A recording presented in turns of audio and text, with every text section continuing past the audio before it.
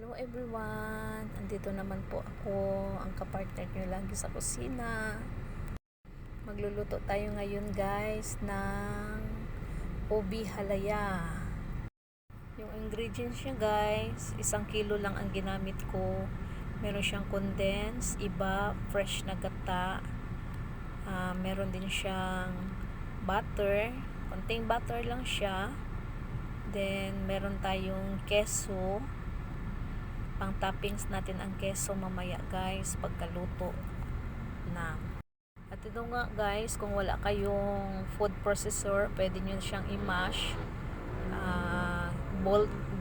Boiled ko lang yan siya hanggang lumambot. Tapos kailan ang ginawa ko, nilagyan ko siya ng iba para hindi siya sticky kasi ang ubi guys pag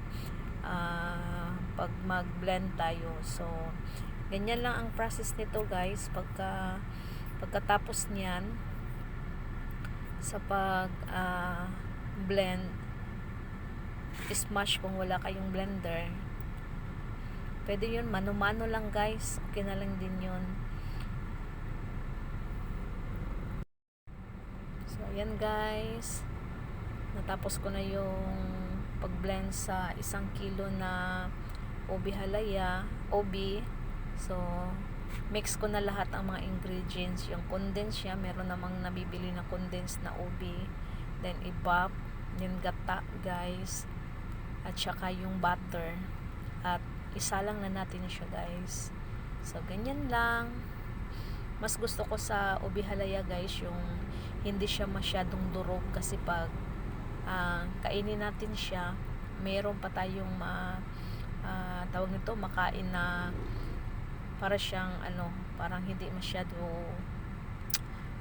tawag nito yung smash talaga ba. So ganyan lang hanggang sa lumapot guys, okay na yan siya.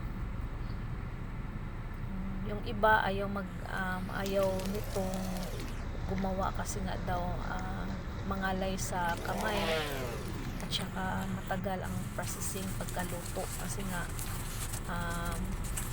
gawin mo pa siyang maging sticky ang kanyang ubi hanggang siya ay maluto. So ayan, malapit na ang pagkaluto niya guys.